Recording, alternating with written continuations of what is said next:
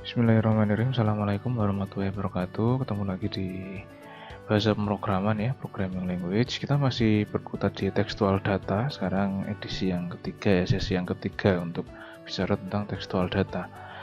Jadi ini masih case lanjutan dari yang sebelumnya, video sebelumnya. Kita sampai di sini ya. Jadi kita sudah dapat harga sebagai loyal member. Kemudian karena web page-nya untuk loyal member itu dinamik ya, tidak statik, jadi posisi harga itu berubah-berubah.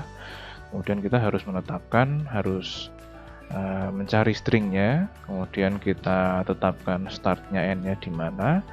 Nah, sampai kita dapat harganya di situ. Seperti ini hasil runningnya. Kemudian si CEO-nya itu menyampaikan bahwasanya sebenarnya yang dia inginkan itu ketika harganya itu kurang dari 4,74. Jadi dia pengen Starbucks Coffee ini bisa dapat harga di bawah 4,74 dolar. Jadi dia hanya akan membeli ketika harganya itu di bawah itu. Nah, gimana caranya? Ya, kita harus memodifikasi coding yang sudah dimasukkan kemarin. Berarti yang kita harus masukkan sekarang adalah pengulangan, di mana dia harus membaca berulang-ulang gitu ya, sampai mendapatkan harga di bawah 4,74 dolar. Jadi harganya akan ditampilkan kalau harga yang ada di web page itu di bawah 4,74. Nah, sama dengan sebelumnya, jadi kita bisa flashback ya ke coding sebelumnya gitu ya. Jadi ya, kita bisa pakai intended gitu di tab gitu kan, agak maju gitu kan. Nah, apabila gitu ya, kita pernah pakai if, ini pakai while, ini mirip seperti if ya, cuman kita pakai langsung while. Apabila while ini kurang lebih dari 4,74 maka lakukan ini gitu ya. Kemudian artinya kebalikannya dari 4,74. Artinya kebalikannya dari lebih dari 4,74. Nah, kemudian coba kita masukkan ke sini. Nah, ketika di run, hasilnya error seperti ini. Nah, kalau kita lihat di sini errornya di mana? Ada tulisan type error gitu ya. Oke, kita akan lihat di sini. Jadi, apa maksudnya type error itu? Apa yang terjadi? Nah, ternyata program yang kita buat itu dia crash karena mencoba membandingkan string dengan number. Nah, kenapa ini jadi crash? Karena number dan string ini punya efek yang berbeda. Dia objek yang berbeda. Angka sebagai angka dan angka sebagai string itu akan mempunyai impact yang berbeda karena data type-nya berbeda. Jadi buntutnya nanti juga akan berbeda gitu pengolahannya. Jadi tidak bisa dibandingkan string dan number walaupun objeknya sama-sama angka gitu. Objeknya sama-sama angka, tapi kalau dia dianggap sebagai string, dia adalah teks. Tapi kalau dia dianggap sebagai angka, maka dia bisa diolah operator sebagai angka. Nah, coba diingat-ingat ya, kita pernah membahas ini di video yang sebelum-sebelumnya gitu ya, di waktu kita membuat guess game ya. Itu kan kita pernah memasukkan kode seperti ini ya, guess sama dengan in dalam kurung G, di mana G ini adalah string kan tadinya. Karena kita diminta untuk input, nah input kita itu dia dikenal sebagai string oleh si Python. Nah, kemudian oleh si Python kita minta si Python ini untuk mengkonversi menjadi int atau integer ya. Jadi int dalam kurung buka kurung ini dia akan mengkonvert si G yang tadinya itu string menjadi integer. Nah, kalau sudah dikonvert menjadi integer maka dia sudah menjadi angka. Nah, problemnya di yang case kita ini integer itu hanya angka bulat ya, tidak ada desimal. Sedangkan yang kita punya di sini adalah desimal, ada komanya gitu kan. Nah, kalau ada desimalnya, dia sebenarnya tidak seluruhnya number ya, karena di sini ada karakter yang dia bukan number gitu kan. Di sini ada koma, ada poin ya. Poin ini bukan sebagai integer, jadi dia tidak bisa diasumsikan, dia tidak bisa dianggap sebagai integer, tidak bisa dikonversi sebagai integer. Maka kita di sini ada istilahnya floating point number ya, atau floats. Nah, kita konversi di sini menjadi floats. Maka yang kita gunakan di sini bukan int tapi floats gitu, karena kita punya data desimal di sini. Jadi ingat, integer hanya berlaku untuk angka bulat saja. Ketika kita punya desimal, maka di situ ada karakter yang dia bukan sebagai angka ya, dia sebagai string aslinya. Ya semuanya sebagai string, tapi dia bukan angka gitu. Nah, padahal di situ adalah gabungan satu angka, cuman bentuknya desimal. Nah, tidak bisa kita pakai integer di situ, kita pakainya adalah float gitu ya. Sama, penggunanya sama. Nah, sekarang coba kita masukkan. Jadi kita tambahkan float di sini. Ini sama ya seperti sebelumnya, kita minta find gitu, kemudian kita floatkan di sini, float gitu. Nah, di sini akan mengkonversi menjadi angka. Dia akan angka yang sudah di find tadi, yang sudah dicari tadi, akan dikonversi menjadi angka dengan float ini, kemudian dibandingkan dengan apakah dia kurang dari 4,74. Kalau ya maka by gitu. Nah, setelah di run keluar by. Oke, gitu. Jadi ini hanya akan bekerja ketika di waktu tersebut gitu ya. Jadi program ini akan running terus. Jadi ketika waktunya tepat, ini kan katakanlah dia harganya ini update per 1 jam ya, katakanlah dia update-nya per 1 jam gitu. Nah, maka pada jam itu ketika harganya memenuhi syaratnya kan kurang dari $4,74. Jadi ketika jam itu harganya memenuhi syarat, maka dia akan buy gitu. Ada notif gitu kan di displaynya si Starbuzz Outlet. Nah, jadi program yang seperti ini akan save millions ya. Ini akan bisa save jutaan, karena ya bayangkan kalau ini diterapkan pada setiap outlet yang ada gitu kan.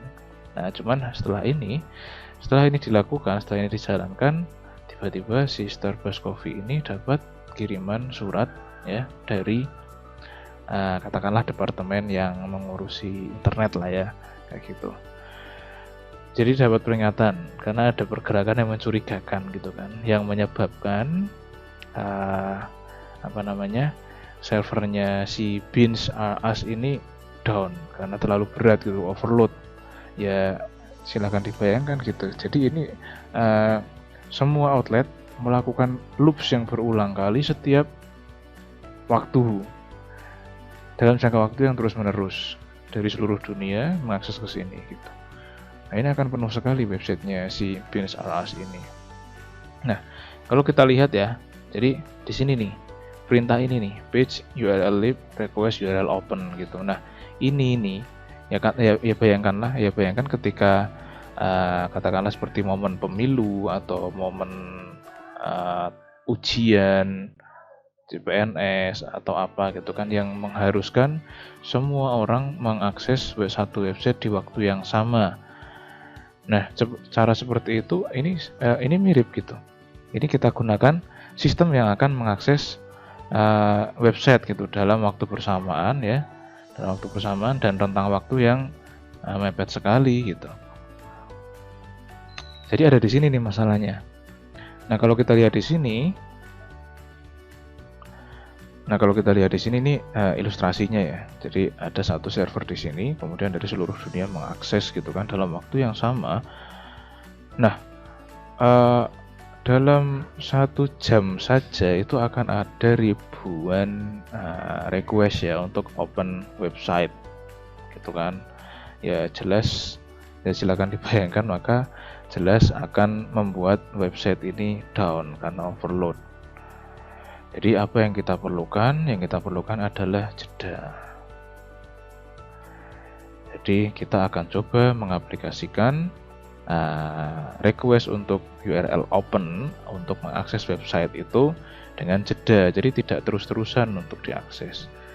Nah, jeda yang di sini kita akan pakai coba 15 menit. Nah, bagaimana cara melakukan itu? Sama seperti string method ya, seperti yang di video sebelumnya. Di sini kita akan membahas tentang time library. Jadi ada fungsi waktu pada Python.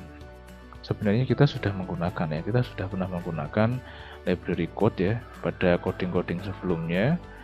Ini bisa kita lihat di import URL lib request di sini. Ini kan kita sudah lakukan ini berulang kali gitu kan. Nah, sekarang coba dicermati pada yang sudah kita masukkan ya, ada page sama dengan URL lib.request.url open. Jadi di sini adalah library name-nya. Library name-nya adalah URL lib.request. URL open itu adalah salah satu functionnya. Jadi di sini ada macam-macam function, ada URL open, URL cleanup, URL retrieve gitu-gitu. Jadi ada banyak function. Jadi urutannya penggunaannya adalah library name, kemudian dot, baru functionnya. Ini rumus umum untuk menggunakannya. Nah, sampai di sini jadi time library yang mana yang functionnya akan bisa kita gunakan. Jadi dari Python itu ada beberapa ya, misalkan time.clock, time.delete, time.gmtime, time.localtime, time.sleep. Ini satuannya dalam second. Kemudian time.time, time.timezone. Ini salah satu ya, salah beberapa ya, beberapa contoh ya. Misalkan ya ada time local time, ini akan memberitahukan current local time ya. Jadi waktu lokal sekarang gitu. Ini jadi tergantung dari time zone, zona waktu yang kita posisi sekarang ada di mana gitu. Kemudian ada time slips, satuannya dalam detik, dalam second. Jadi apabila kita gunakan function ini, maka program kita tidak akan melakukan apapun dalam jangka waktu yang kita tetapkan di sini, tapi dalam second ya. Seperti itu. Ini contoh ya, yang lain ya ada gunanya masing-masing. Nah, sekarang kalau kita masukkan ini pada coding kita ya, kita punya niat untuk mengupdate, jadi supaya program ini akan melakukan update setiap 15 menit gitu. Jadi kemungkinan kita bisa masukkan di sini dan di sini. Kita bisa sisipkan di sini dan di sini. Nah, yang paling bisa kita gunakan berarti yang ini ya, yang mendekati ya. Jadi kita bisa gunakan sleep. Jadi selama 15 menit program kita tidak akan melakukan apapun. Jadi tidak akan mengakses website. Kita akan lakukan di sini. Jadi pertama setelah import URL lib request, kita masukkan import time. Supaya kita bisa mengakses time library dari si Python. Kemudian sama, tapi sebelum itu kita sisipkan, sebelum URL open ya, kita sisipkan time sleep. Kenapa 900? Karena kita akan memberikan jeda 15 menit. Jadi 15 menit dikalikan dengan 60 detik. 900 detik, karena tadi satuannya dalam second ya. Seperti itu. Jadi kita punya coding seperti ini. Nah, setelah itu coba kita run, maka sekarang bebannya si Beans R Us website tidak seberat yang tadi gitu. Jadi seharusnya peringatannya sudah dicabut ya, karena si Starbucks Coffee Outlet sudah tidak terlalu membebani websitenya lagi gitu. Nah, itu yang diinginkan oleh CEO-nya gitu. Jadi kan harga yang didapatkan bisa murah, tapi tidak merugikan si pemilik website Beans R Us-nya. Oke, sampai di sini semoga dapat dipahami. Terima kasih. Saya tutup. Assalamualaikum warahmatullahi wabarakatuh.